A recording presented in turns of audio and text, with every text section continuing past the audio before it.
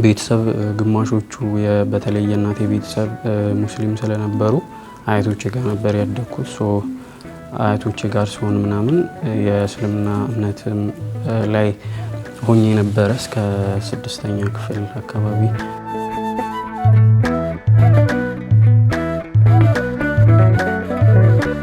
ሰላም ጤና ይስጥልን ወደ ኢቲአርስ ሚዲያ ቤተሰቦቻችን እንደምን አላችሁ? እንደምን ከረማችሁ? እግዚአብሔር የተመሰገነ ይሁን።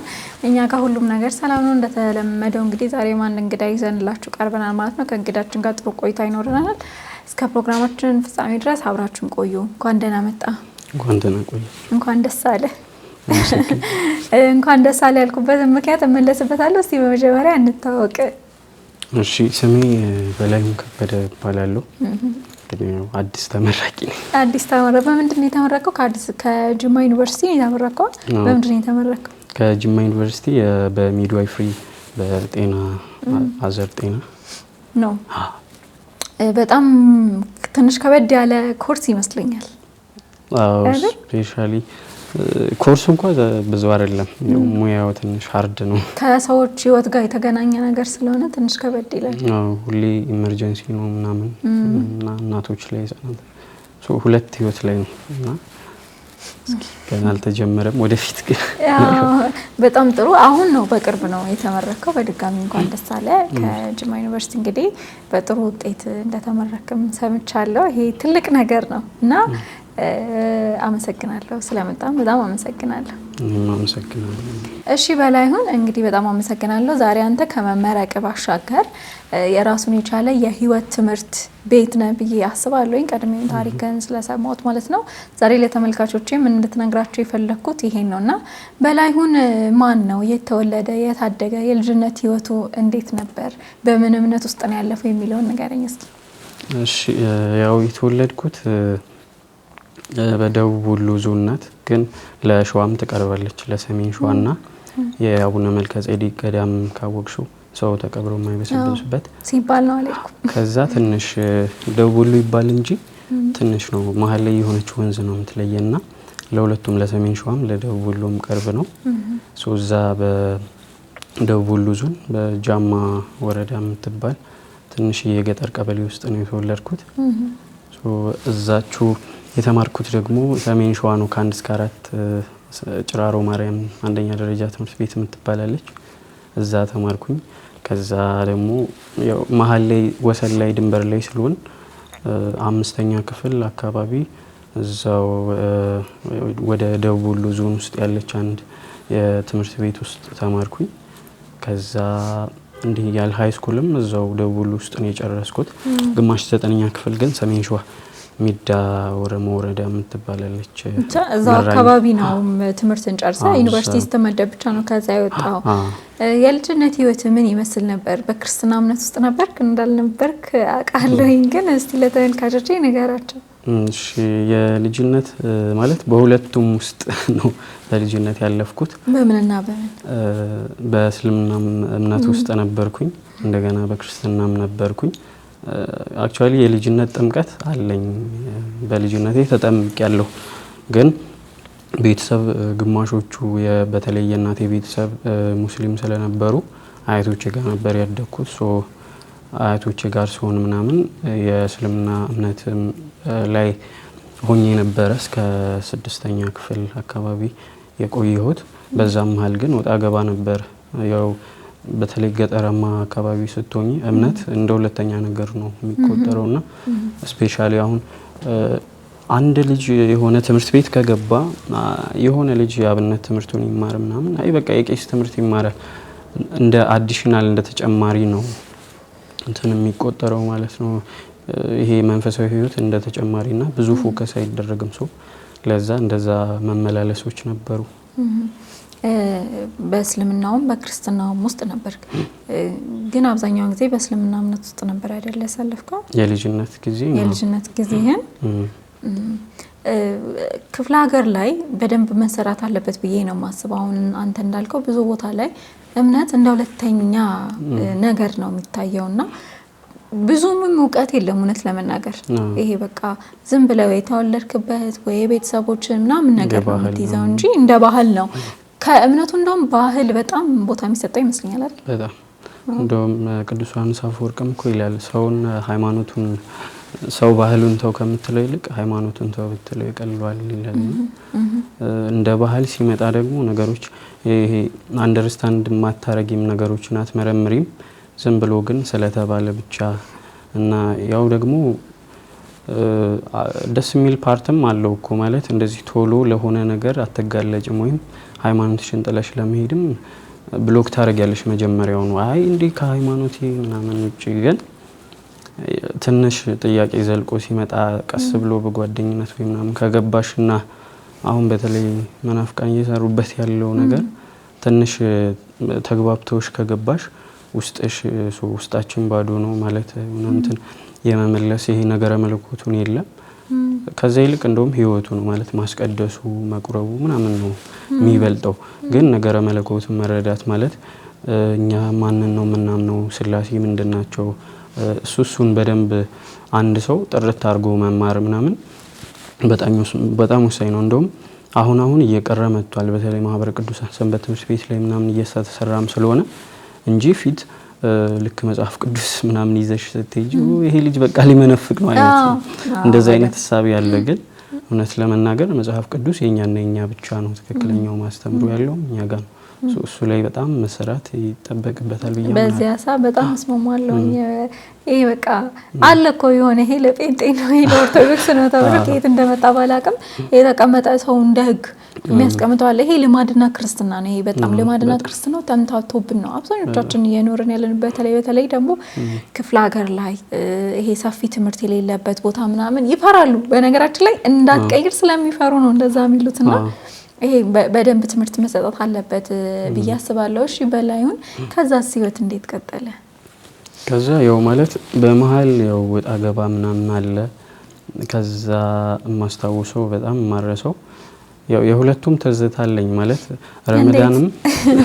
ረመዳን ሙሉን ጾሜ ባላቅም 25 ቀን 22 ቀን ምናምን ጾም ነበረ ከአያቶቼ ጋር ምናምን እና ደስ ይላል ደግሞ ያው ረመዳን ወቅት በተለይ አሁን እኛ አካባቢ ማለት ህዝቡ በሁለቱም እምነት ነው ያለው ተቀላቅለሽ አብረሽ ትበያለሽ ተጠጫለሽና ረመዳን ሲመጣ ለምሳሌ አሁን አንዳንድ ሰዎች ወደ መጥፎ ቦታ የሚሄዱት ምናምን ይቆጠባሉ ለምሳሌ የሆነ መጠጥ ቤቶች ምናምን ይዘጋል ምክንያቱም እዚህ ጋር ሙስሊም ጓደኛሽ እሱ እየጾመ ስለሆነ ከማር ጋር እንትን ትያለሽ ከማጋር አብለሽ ልትበይ ልትጠጪ ትችያለሽ ልትጨፍሪ ትያለሽና ደስ የሚል የሆነ ሰላም ወር ነው እውነት ለመናገር እና ደግሞ አብረን ነው የምናሳልፈው በብዛት ማለት ረመዳን ከሆነ እንሄዳለን በቃ ቤት አሁን አክስቶቼ ምናምን ይደውላሉ በቃ እናፍጥር እና ጾምም ከሆነ በቃ የጾም ይዘጋጅልሻል ምናምን እንደዛ ደስ ይላል በክርስትናውም ደግሞ ከብቶች እያጠበቀን ምናምን ቅዳሴ ሲደርስ 6 ሰዓት ምናምን አካባቢ ከብቶቻችንን እዛው እንሰበስብና እቺ ጭራሮ ማርያም የምትባለው ቤተክርስቲያን ትምህርት ቤት ከስር አለች ቤተክርስቲያኗ ደግሞ ከላይ በኩል ናት እዛ የከብት ማገጃ የመስካል ይወል እዛ ጋርና እንትን እንልና ምሳችንን ምናምን ይዛለን በአንድ አመት ውስጥ ሁለቱንም ጾም ጾመሃል ማለት ነው በአንድ አመት ውስጥ ሳይሆን በተለያየ አመት ውስጥ እንደዛ እናረግና እናስቀድሳለን ከዛ እዛ እንቆርብ ምናምን ነበር ትንሽ ሆነን እንደገና ልብሰ ተክህኖ ምናምን እየለበስን በጣም ብርቅ ነበር በተለይ ማረሰው ልብሰ ተክህኖ ይዘን በቃ ጥላ ምናምን እንትን ታቦት ወደ ማደሪያ ወደ ጥምቀተ ቦታ ሲሄድ ልብሰ ተክህኖን ለብስ ነበር እንትን ተሰላድኖ ምናምን ይዛለን ከዛ ሰላድኖ ከያሽ ጥላ ምናምን ይያዝልሻል በጣም ደስ ይላል ልጁ ደግሞ ይስታሳልፈው ደስ ይላል ቤተሰብ ግን ምንም አላለም ነበር አሁን አንተ እንደነገርከኝ አብዛኛው ቤተሰቦች በእስልምና እምነት ውስጥ ያሉ ናቸውና እንደ ወደ ክርስትናው እምነት ማዘንበል ሲመጣ ምንም ተቃውሞ አልነበረ ያን ያክል ተቃውሞ አልነበረም እውነት ለመናገር ማለት በጣም ነፃነት አለ ሁለቱም ቤተሰብ ሁለቱም ሃይማኖት እምነት ተከታይ ስለሆነ የፈለግሽውን መርጠሽ እንትን ማለት አለ ግን በሐሳብ ደረጃ የሆነ የተለያየ ተጽዕኖ አለ ምናምን ለምሳሌ በጣም ብዙ ሰዎች በቃ ሁሌ ምናምን ይሰብኩኛል ስለ ቁርአን ምናምን ነገር ስለተለያየ ነገር ያስተምሩኛል ምናምን አንዳንዱ ይሄ የራሱን ብቻ እንድታራምጂለት የሚፈልግ አይነት ሰው አለ ማለት እሱ የሚፈልገውን አይነት እንድትከተይ ምክንያቱም እሱ ስለተከተለው አንዳንዶች ደግሞ ከፍቅር የተነሳ እውነተኛ ትክክለኛ መንገድ የሚሉትን አንቺ እንድትከተይ የሚፈልጓሉ በተለይ ብዙ ሙስሊም ጓደኞች አሉኝና እነሱ ይጸልዩልኛል ምናምን እኔም ጸልዩልኝ እላቸዋለሁ ስቲል ማለት አምናለሁ ምክንያቱም ሰው በንጹህ ልቦናው እስከ ጸልይልሽ ድረስ እግዚአብሔር ይሰማል እና ደግሞ ማለት ሰው ባለበት ሃይማኖት ላይ በጣም ጠንካራና ጎበዝ መሆን አለበት እሱን በጣም እንትን አፕሪሺየት አደርጋለሁ ለዛም በቃ ጓደኞቼ በጣም ይጸልዩልኛል አቤት አንተማ ወደ እስልምና ስትመጣ እኔ የምሰግደው ስግደት ነው አይነት እንደዛም ይሏሉ ከሐሳብ ውጪ እንኳን ያን ያክል ጫና ያሳደረባቸው አልነበረም አዎ አንዳንድ ቦታ ላይ የጸሎት መጽሐፍ እንደዚህ መቀዳደድ ምናምን ነበረ ትንሽ ከአጎቴ ጋር ምናምን ስኖር እንደዛ አይነት ነበረው ምክንያቱም ከተመለስኩ በኋላ ራሱ ከአጎቴ ጋር ነበር የምኖረው የሆነ ሰዓት ላይ ስማር አጎቴ ደግሞ ሙስሊም ነው በጣም ጠንካራ ጎበዝ ነው ግን ያው እንደዚህ በመከራከር ይሄ በማንበብ ምናምን ብዙም አያምንም መልህኛ ነውና ድንገት በቃ እየተከራከርሽ አይ በቃ ምናምን ሊልሽ ይችላል እንደዛ አይነት ነበር ግን ያን ያክል የከፋ አልነበረም እንደው ከሙስሊም ቤተሰብ ነው የመጣውና እዛ አካባቢ ላይ እንዳልከው ደግሞ ሰው አብሮ ተቀላቅሎ ነው የሚኖረው ወደ ወሎ አካባቢ ይሄ የሚታወቅ ነገር ነውና እንዴት ነው ከቤተሰቦች ተለይተ ወደ ክርስትናው እምነት ለመምጣት መጀመሪያ ለቤ ተነሳሳው ከዛ እስከመጣክ በኋላ አሁን በጣም ብዙ ምን ይቸገራል መሰለ ወይ ከሆነ ሱስ ወይ ከሆነ እምነት ከመጣ በኋላ ብዙ ነገሩን ያጣል እውነት ለመናገር ሰይጣን ይፈትነዋል ወይ ገንዘቡን ያሳጣዋል ወይ ጓደኛ ወይ ቤተሰብ ያሳጣውና መልሶ እዛ ነገር ውስጥ እንዲገባ ያደርገዋልና አንተስ ሁለተኛ ጥያቄ አንተስ ከተመለስክ በኋላ ድጋሚ ወደ እስልምናው እምነት የመመለስ የማንገራገር ነገር አልነበረም እስቲ እነዚህ ሁለት ጠቅላላ አድርገህ መልስልኝ እሺ ማለት በጣም የተመለስኩባትን ሰዓት እናንሳትና ልክ እናቴ ውጭ ሀገር ከሄደች በኋላ አያቶቼ ጋር የተወሰነ አመት ቆዩ አንድ አመት ከምናምን ቆየሁና ከዛ አያቶቼ ጋር በአንዳንድ ምክንያት ስላልተስማማን ወደ ፋዘር ጋር ለመሄድ ወሰንኩኝ እሺ ፋዘር ያለው ደግሞ ሌላ ቦታ ነው ፋዘር ክርስቲያን ነው እውነት ኦርቶዶክስ ነበር ማዘር ስቲል ሙስሊም ናት የግማሹ የሷ ቤተሰቦች ሙስሊም ስለሆኑ እሷ በዛ ነው ያለችው በልጅነት ስለተለያዩ እናትና አባቴ ለዛ ፋዘር እሷም የራሷ ህይወት አላት እሱም የራሱ ህይወት አለውና ፋዘር የሚኖርበት ጋርና እንጀራ እናቴም ነበረች እነሱ ክርስቲያን ናቸው 2006 ልክ ግንቦት 12 የሆነች የምንማርበት 2 ሰዓት ተጉዘን የምንማርባት ቦታ አለችና ካለንበት እዛ እየተማርኩኝ እያለ ስላልተስማማን ከአያቶቼ ጋር ወደ አባቴ ቤት ለመሄድ ወሰንኩኝ በሰዓቱ እውነት ለመናገር ሚካኤል ይሁን ቀኑ ወይ ምንም ማርያም ይሁን ቀኖቹን በስርዓት አላቃቸውም በዛ ላይ ደግሞ በእስልምናው እምነት ውስጥ ነው ያለሁት ወላሂ ነው እያልኩ ያለሁት ከጓደኞቼ ጋር አብረን ነው በቃ በእስልምና ውስጥ ነው አብረን ያለነው የሰፈር ልጆች ጋር ነውና ልክ ቅዱስ ሚካኤል ስራውን ሲሰራ ከበለተ ቀኑ ወደ አባቴ ጋር መሄድ አለብኝ ብዬ ላክስቴ ነገርኳት ከትምህርት ቤት ስንወጣ አክስቴ ዘው ትምህርት ቤቷ ቢለው የምትባል ትምህርት ቤት አለች እዛው ስር ነበር ቤቷና አረ ዛሬ እንደውም እኮ እሱ ጽዋ ይዞ ይገባል ምናምን አለችኝ ማህበሩን ማለት ነው ሚካኤል ሰኔ ሊያወጣ ልክ ሊወጣ ሲል የዛሬ ወር ቀድመሽ አይደለም የምትወስጁ ተረከበሽ ከሌላ ሰውና ከዛ ከሚካኤል ቤተክርስቲያን ነበር ጽዋውን ይዞ ሄደው ከዛ ቅዱስ ሚካኤል በቃ አብሮ ልጁን ወደ አባቱ ቤት ወደ ሁለቱም አባት ቤት አብሮ ይዞ ገባ ከዛ በክርስትናው በዛው አባቴ ጋር ቆየሁኝ ከ6ኛ ክፍል 5ኛ ክፍልን እዛ እየተመላለስኩ ጨረስኩና 6ኛ ክፍል ስደርስ እዛች ቅርብ የዶ የምትባል ትምህርት ቤት አለች እስከ 8 የጨረስኩባት እዛው ደቡል ውስጥ ናት እስከዛ ከ6 እስከ 8 እዛ ተማርኩኝ አባቴ ጋር ሆንኩኝ ማለት ነው ያው አልተጠመኩም ነበር ምናምን ቄደር ግን በዛው ቀጠልኩኝ በዛው ክርስቲያን ሆንኩኝ ፋዘር ትንሽ እምነቱ ላይ በጣም ጎበዝ ነው በዛው ቀጠልኩኝ እውነት ለመናገር እዚህ ጋር የምታዩ ሚካኤል ማለት የሚካኤልን ጥበቃ ነው የእርሱ እንግዲህ አትቀር ሲባል እንጂ ወይ ስለሆነ እምነት አውቄ ተመራምሬ ምናምን አይደለም ወይ ደግሞ የሆነ የጽድቅ ስራ ኖሮኝም እንደዛ አይደለም ግን በቃ አንዳንዴ ከናታቸው ማህፀን ጀምሮ የመረጥኳቸው አሉ እንደተባለው በቃ ይሄ መመረጥ ነው የሚካኤል እርዳታ ነው ብያምናለሁ ከዛ ስለ ሚካኤል ሳስብ በጣም ማለት የሆነ ለመግለጽም ያቅተኛል፣ ይጨንቀኛል ሙላ እንዴት። ምክንያቱም በጣም በጨነቀኝ የሆነ ፒከስት ደረጃ የሆነ ቻሌንጅ ነገር ሲገጥመኝ ወይም የጨረሻ ጫፍ ሲገጥመኝ በቃ ለሚካኤል ነው የምሰጠውና ግቢ ያለው ሚካኤል ቤተክርስቲያን ነበረ። ሶ በጣም ትልቅ የሚባሉ ጭንቀቶች የሉም እነሱን በቃ ብቻዬን ብዙ ጊዜ ለሰውም አላሳውቅም። ይሄ ከሚካኤል ጋር ያለኝን ብዙ ሰው ያውቅም እና እሄዳለሁ ብቻዬን።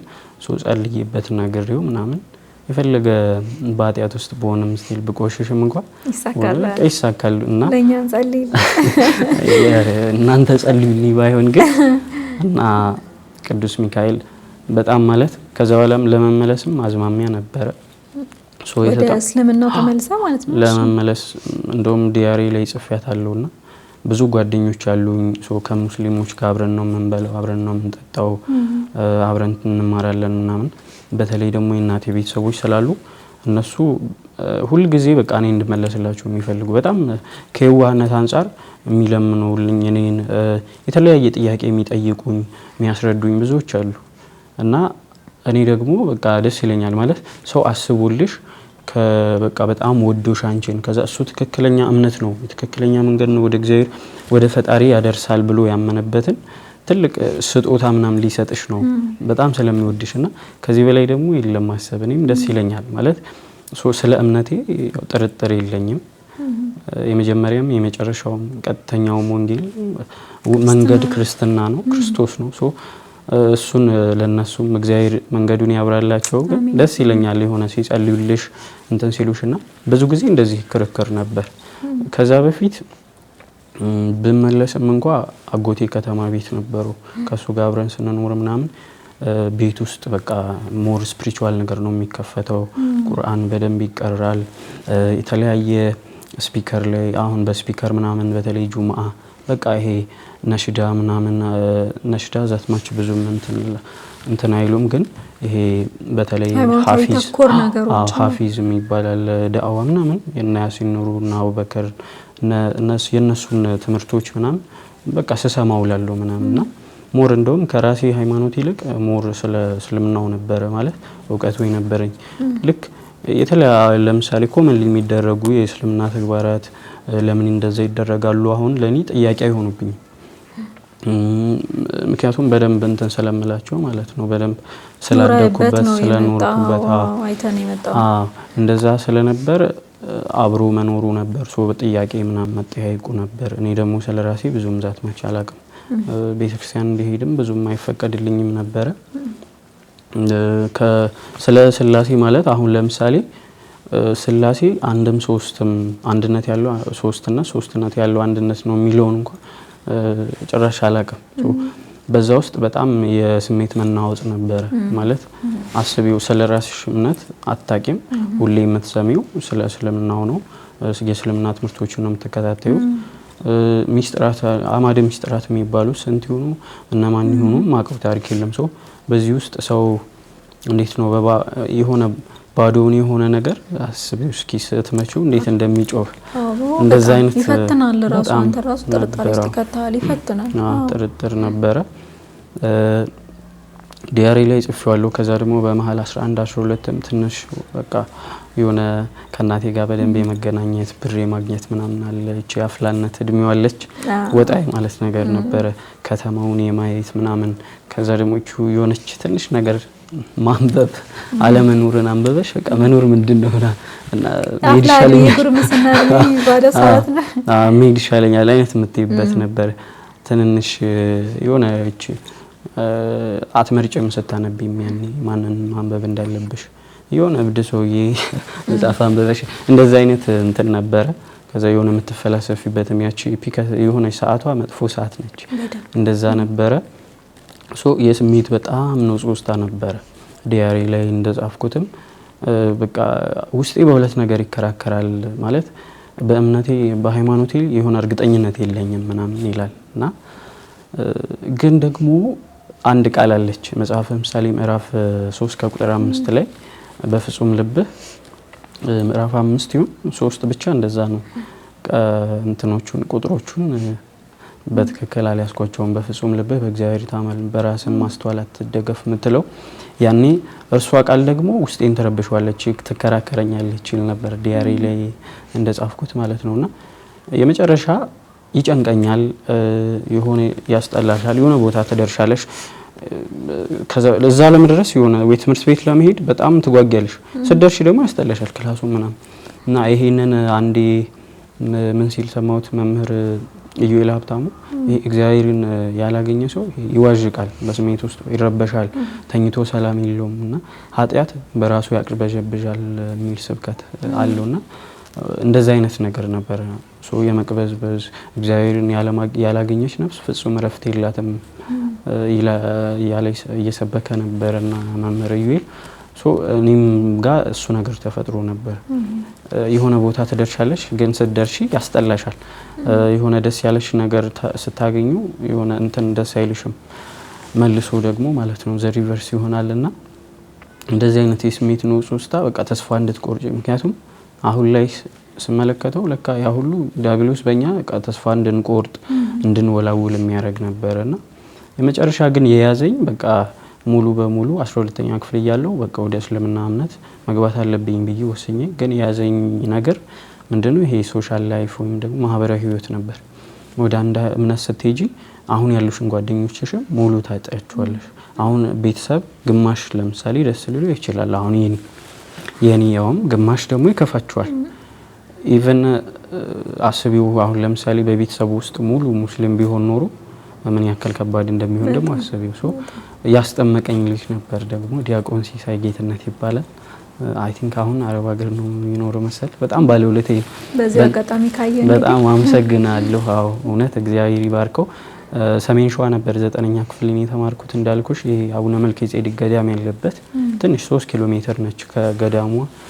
ዋሻ ውስጥ ቆላ ውስጥ ነገር ነች፣ ገደሉ ስር ማለት ነው። ከዛ ከላይ ከተማዋ ነችና እዛ ስማር እሱ ነበረ በደንብ ይመክረኛል ምናምን ያጽናናኛል። እንደውም የአብነት ትምህርት ሁላ ጀምሬ ብርሃን ዘበአማን ላይ ነው እና መልሼ ወደ ደቡብ ወሎ ስገባ ያው 10ኛ ክፍል ወደዛ ሲሄድ ታውቁት አጎቴ ቤትም ነበርኩ ምናምን ማረውና እዛ አብነት ትምህርት በሰዓቱም አልነበረም።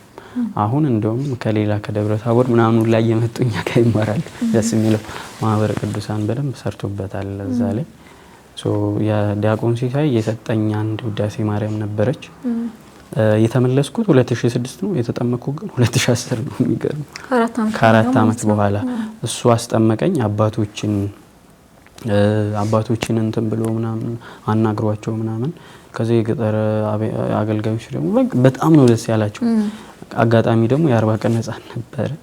እሺ የ40 ቀን ህፃን ከሱ ጋር አብረን ተጠመቅን። እሱ ወልደ ሰንበት ተባለን። ወልደ ሰማዕት ክርስትና ስሜም ጠፍቶ ነበር አለኝ። ክርስትና አባት ግን ያው ይጠፋል ስለቆየ ይጠፋል። ክርስትና አባት ማለት በቃ ቡሄ ላይ የሆነ ቡሄ ይዞልሽ ይመጣል ምናምን። በጣም ምርጥ ሰው ነው፣ ግን መንፈሳዊ ነገሩ ላይ አይደለም። እንዳልሽው ባህል ይሄ ከባህል ጋር እንደ ባህል ስላረግ ነው ልብስ መግዛት ቡሄ ምናምን ማምጣት በቃ ገጠር ላይ በተለይ እኔ በተንሰልኩላ ገዝቶልኛል። ግን ያው ስለምናስ ጉዳይ ያው እንግዲህ ነው ክርስትና ስሜ ራሱ ማን እንደሆነ እኔ እንጃ። ብቻ ግን ወልደ ሰማዕት ተባልኩኝ። ሶ በመሃል ውስጥ ሳልጠመቅ 4 ዓመት ቆየሁ ምናምን። ምንም ነገር በቃ አላረል ማንም የሆነ ነገር ሳያረግ አባቶች ናቸው በቃ በሰንበት ቀን ደስ ብሏቸው እንዴት እንዳከበሩኝ ትህትናቸው። እኔ ማለት የሆነ እንደ አዲስ የተወለድኩ አይነት ስሜት ነው። አረሳውም እሱ እንደዛ እኮ ነው። ዋናው መጠመቅ ነው ማለት የክርስትናን የምንወስደው የልጅነት ጥምቀት ያስፈልገናል አይደል?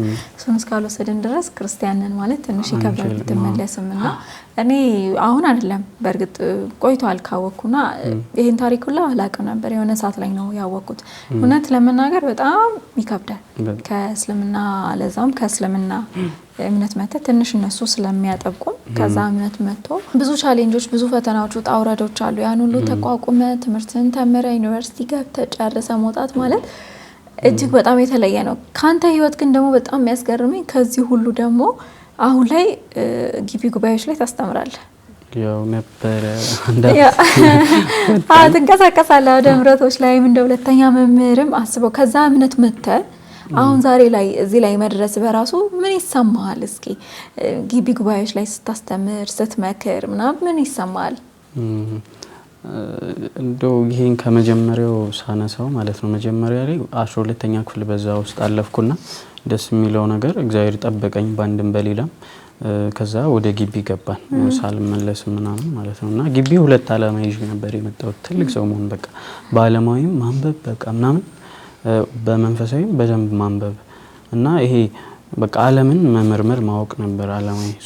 ትልቅ ሰው ሆኖ መውጣት እና ግቢ ላይ ስመጣ አጋጣሚ ነው ግጥም ምናምን ሞክራለሁ ከልጅነቴ 4ኛ ክፍል ሆኜ ነው መጻፍ የጀመርኩትና እዛ ግቢ ጉባኤ ላይ ግቢ ጉባኤ የሚባል ቲም አለ። እኔ ስለዛ ማቀው ታሪክ የለም። ሲሄድ ስለ ግቢ ጉባኤ ስለምንም ማቀው ታሪክ የለም።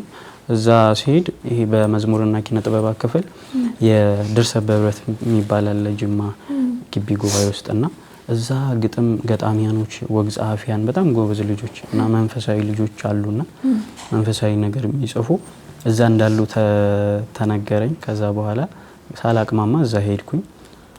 እዛ ሲሄድ ደግሞ ደስ የሚለው በፍቅር ተቀበሉኝ ምናምን በጣም ነፃነት ያላቸው ናቸው። በቃ ሀሳባቸውን እንደፈለጉ ነው የሚገልጹት ምናምን በቃ እኔ ያሰብኩት የሆነ መንፈሳዊ እንደዚህ በቃ አለ አይደል በጣም እንትን ማለት አይደለም፣ ግን እዛ የፈለግሽውን ሀሳብሽን ትገልጫለሽ ምናምንና እሱ ውስጥ ስገባ ግቢ ጉባኤ እንዲሆነ ምናምን አወቅኩኝ። ከዛ ክፍላት እንዳሉት ምናምን በዛው ውስጥ ሁሌ ግጥሞችን ሳቀርብ እኔ መጀመሪያ ይሄ መንፈሳዊ እንትን የለኝም፣ መንፈሳዊ የሆነ ቢያንስ ወሳኝ መሰረታዊ የሆነ እውቀትም የለኝም ስለ ስርዓተ ቤተክርስቲያን። ግጥሞች ሁሌ ያከራክሩ ነበር ምናምን እንደዛ እየተባለ ትምህርት ክፍል ውስጥ እንትን ይሄ ኮርሶችን መማር ምናምን ጀመር እና ኮርሶችን መማር ስንጀምር በቃ ንጹህ ነን። ከዛ እንዳልኩሽ ከ12 ምናምን ስንሄድ በቃ ምንም የሆነ የራሴ የሆነ ማይንድ ሴት እዛት ማች የለኝም ከማህበረሰቡ የወረስኩት እንጂ እና ኮርስ ደግሞ እና ዲያቆን እያሱ ነበሩ መራሁት ሚዲያ እና እነሱ በጣም ነበር የሚያስተምሩት ማለት ሁሌ ኮርስ ዲያቆን እያሱ ሲያስተምር በቃ በጣም ብዙ ሰው ነበር የሚሄደው ምናምን እና እኔ የሆነ ሰዓት ላይ ራሱ ቆይ ማለት ሌላ ቤተክርስቲያን ውስጥ ገብቼ ነው ወይስ ምናምን ብዬስ ከመጠራጠር ማለት ትምህርቱ በቃ መጨረሻ አዲስ ቤተክርስቲያን ምንም እንደማናቃት ስቲል የፈለገ እንኳን ብታቂያት እንኳን አታቂያትም ጨርሰሽ ሙሉና በጣም እያስገረሙን ምናምን ከዛ በውስጣችን የተለያየ ነገር መያዝ ጀመር። ከአካዳሚክሱ ጎን ለጎን ኮርሶችን በደንብ መማር ጀመርን። ከዛ በኋላ አጋጣሚ ደግሞ ትምህርት ክፍል ላይ 2017 ላይ 2016 በዛ በእንትን ውስጥ ማለት በሙያን እና በጎ አድራጎትና ኪነ ጥበብ ክፍል ውስጥ ነበርኩኝ ምናምን በደንብ አሪፍ እዛ እያገለገልን ነበር። ከዛ በፊት ግን ገና ከፍሬሽማን ጀምሮ አውደ ምሕረት ላይ ወጣ ነበር በግጥም እና በግጥም የሆነ ሰዓት ላይ የሰማዋትን ታሪክ አሪፍ አድርጌ ጽፋታለሁ ነገርና ሰው ይወድልኛል።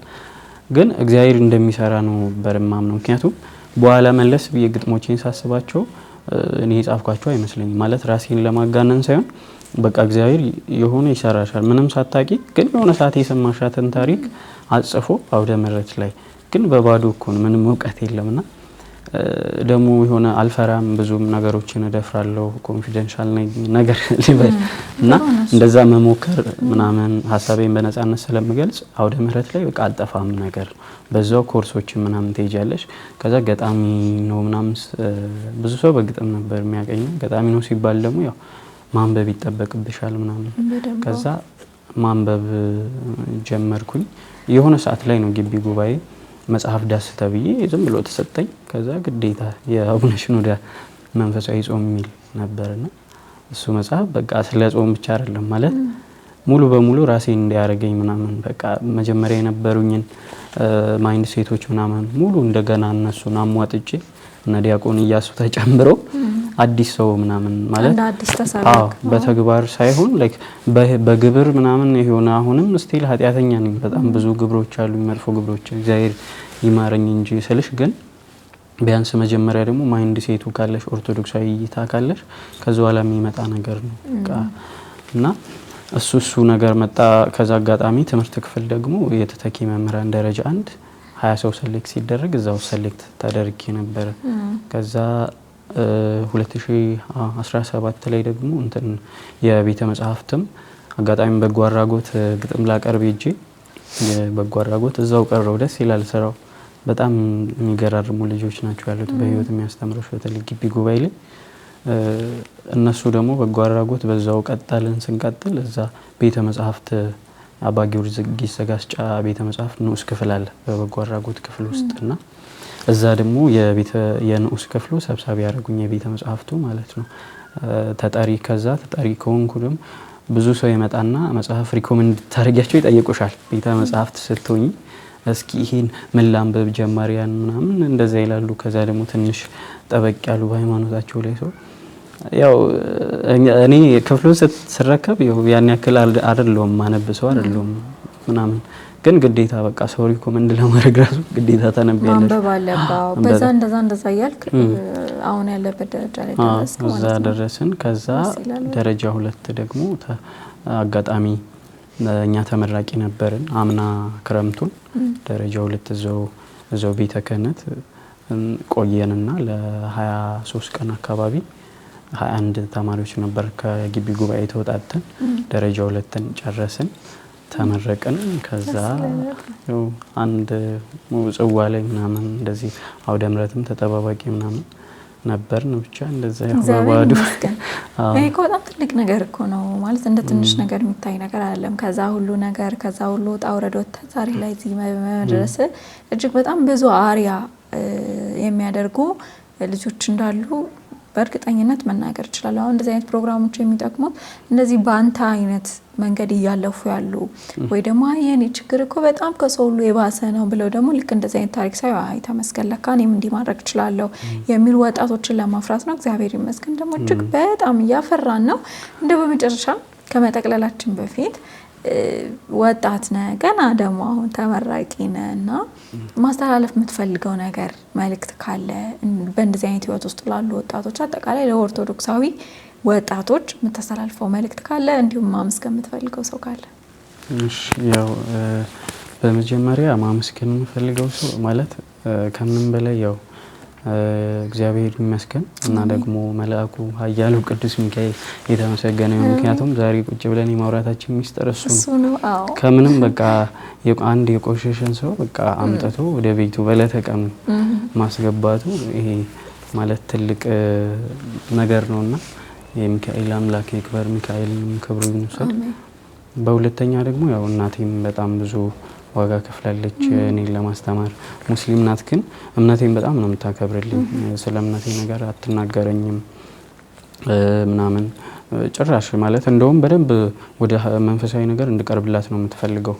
እሷ የማትፈልገው ነገር ይሄ ሾው ምናምን አታርግ ነው በቃ። ለምሳሌ የሆነ ነገሮችን ሰኪዩር አርግ ምናምን መንፈሳዊነት ይሄ ማስመሰል ብቻ እንዳይሆን በህይወትም በቃ ድብቅ ብሎ ይሄ በደንብ የመስራት አይነቱን ነገር ነበርና እናቴን አመሰግናታለሁ። እሷ ነች ያስተማረችን። በአረብ ሀገር ነው ያለችው ብዙ አመት ፈጀች። ከዛ አባቴም እንዲሁ ጠንካራ ነው ማለት በጣም ትልቅ ሁልጊዜ አርአያ ይሆነኛል በህይወት ማለት ነው በክርስትናም በመኖርና ከዛም ውጪ ደግሞ ዲያቆን ሲሳይ ጌትነት እሱን ስቲል በነገራችን ላይ ስቲል የሱ የሰጠኝ ውዳሴ ማርያም አለች 2000 ኦልሞስት 8 አመቷ ማለት ነው።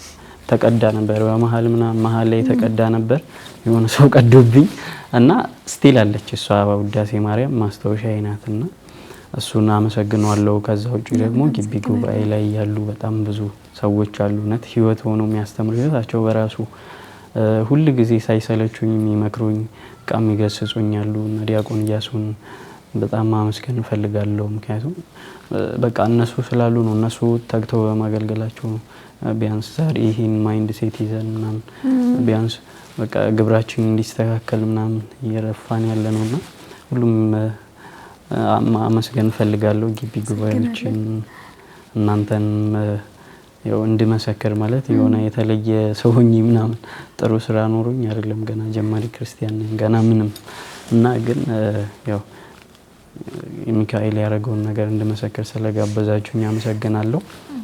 ማስተላለፍ የምፈልገው መልእክት ማለት ሰው በቃ ይሄ በራሱ እምነት በያለበት እምነት በጣም እንዲጠነክር ጥሩ ጥሩ የሆኑ ነገሮችን እንዲከተል ማለት ፖዚቲቭ እንዲሆን ፖዚቲቭ ቶት ወይም ደግሞ አዎንታዊ ሳቢዎችን እንዲከተል በተቻለው መጠን በቃ ሃይማኖት የሚለውን ቢያደርግ ለሰዎች ጥሩ መልካም ልብ ቢኖረው እግዚአብሔር በቃ መምጫው አይታወቅም ማለት በቃ ንጹህ ለሆኑ ሰዎች እግዚአብሔር ይደርስላቸዋል።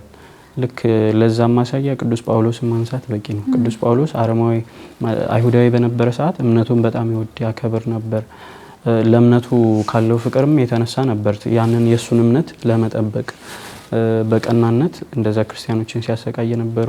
ግን በኋላ ላይ ልክ ደማስቆ ላይ ክርስቶስ ራሱ ጠራውና በንጹህ ልብ የሚጓዝ ሰው በየትኛውም እምነት ቢኖር እግዚአብሔር የሱ የሆነች ደማስቆ አለች በቃ እሱን የሚጠራበትና እሱ ላይ በጣም መበርታት። ከዛ ውጪ ደግሞ እኛ በተለይ አሁን በክርስትናው ዓለም ያለነው ሰዎች ወይም አንድ ሰው የሆነ ሃይማኖቱን ሲቀይር ምናምን እሱን እንደ እንትን ማየት የለብንም ማለት እንደ ጠላት ወይ ደግሞ እሱ የሆነ በቃ የሆነ ነገር ሰርቶ በቃ በጣም መጥፎ ሰው እንደሆነ ወይ እንደ ተጣላ አይነት ማየት የለብንም። እንደውም እኔ ምን እመክራለሁ ጀስት ያን ሰው መተው እና በዛ ሰዓት ከሃይማኖቱን ቀይሯል አይደል ሶ በደንብ መቅረብ ትሪት ማድረግ ምክንያቱም ሳይኮሎጂካሊ በጣም ጫና ይደርስበታል። ጓደኛ ታጥያለሽ ብዙ ሰው ቤተሰብ ምናምን ኢቭን ቤተሰብ ሊተውሽ ይችላል አናቀሽም ምናምን የሚባሉ ሰዎች አሉ። እኔም ማቃቸው ከክርስትናውም ወደ እስልምና ሄዱ ከእስልምናም እንደዚህ የመጡ በቃ አናቀሽም የኛ ልጅ አይደለሽም ተብሎ ውጪ የሚጣሉ ሰዎች አሉና ሶ ብንችል ያን ሰውዬ ለጊዜው ሳይኮሎጂካሊ ይሄ ስነልቦናውን ብንጠብቅለት ባናነሳ ሲረጋጋ ለሱ ጥያቄ የነበሩበትን እነሱን ፖይንቶች ምንድን ነበር ብሎ በትህትና እንደውም በደንብ በፍቅር ማየት ያስፈልጋል ብዬ አምናለሁ። በተለይ ምክንያቱም አንድ ለምሳሌ እኔ በጣም የቆሰልኩን ምናምን ሰውነቴ ላይ የሆነ ነገር ቢኖር ወይ ደግሞ አንቺ ደህና ብትሆኚ ካንቺ ይልቅ የሆነ ሰው የሚያዝነው ለኔ ነው። ምክንያቱም በጣም ተጎድቻለሁ ምናምን ተጎሳቁያለሁ አይደል። ስለዚህ እንደውም በፍቅር በደንብ ማየት ነው ያለብን። ስለዛ ነገር አለማንሳት ብንችል ቀስ ብለን ጥያቄያቸውን መረዳት። ከዛ ውጪ ደግሞ ይሄ ስህተትን ለመሸፈን የሚደረግ የሆነ ከአንድ ሃይማኖት ወደ ሌላ ሃይማኖት ጉዞ እሱን በጣም ማለት ማስወገድ አለብን። ለምን ብዙ ሰው ለምሳሌ እምነቱ ላይ ያለ የሆነ እምነቱ አታድርግ የሚለውን ነገር እያደረገ ለምሳሌ መጀመሪያ ኦርቶዶክስ እያለ ሚዘፍን የሚጨፍር የሆነ ነገር የሚያደርግ ሰውዬ ከሆነ ወይ ደግሞ ቢያንስ ስህተቶቹን የማያምን የንስሐ ልብ የሌለው ሰውዬ እና ያንን ስህተት ለመሸፈን ወደ ሌላ ቤተ እምነት መሄድ በጣም ይሄ ማለት መጥፎ ነው። ምክንያቱም እኛ በኦርቶዶክስ እምነት ውስጥ መሰበር አለ። ንስሐ ራስሽን በተለይ ለካህን ማሳየት አለብሽ።